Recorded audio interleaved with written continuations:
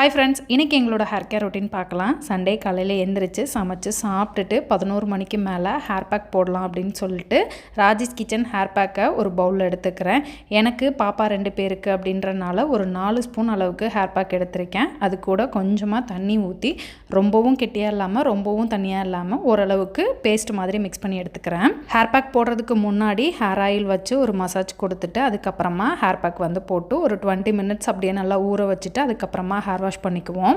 நம்மளோட ஹேர் பேக்கில் அரப்பு, ஆவாரம்பூ, செம்பருத்திப்பூ, நெல்லிக்காய், வெந்தயம், உளுந்து, ஆளி விதை, கருவேப்பிலை, வேப்பிலை, மருதாணி, அவுரி, எலுமிச்சந்தோல் அப்படின்னு 12 பொருள் போட்டு ரெடி பண்ணுறோம். நம்மளோட ஹேர் பேக்கை ரெகுலராக யூஸ் பண்ணும்போது டேண்ட்ரஃப் குறையும், ஹேர் ஃபால் கண்ட்ரோல் ஆகி ஹேர் ரீக்ரோத்துக்குமே ஹெல்ப் பண்ணும். ஹேர் பேக் அப்ளை பண்ணிட்டு ஷேக்காவோ இல்லை ஷாம்புவோ யூஸ் பண்ணி நம்ம ஹேர் வாஷ் பண்ணிக்கலாம். ரொம்ப ஷைனிங்காகவும் இருக்கும். இது வரைக்கும் நம்மளோட ஹேர் பேக் ட்ரை பண்ணலாம் அப்படின்னா கண்டிப்பாக ட்ரை பண்ணி பாருங்கள். ஹேர் கேர் காம்போவும் அவைலபிளாக இருக்குது. வேணுன்றவங்க ஸ்க்ரீனில் கொடுத்துருக்க வாட்ஸ்அப் நம்பர் அப்படி இல்லாட்டி நம்ம வெப்சைட்லேயும் ஆர்டர் பண்ணலாம். பாய்.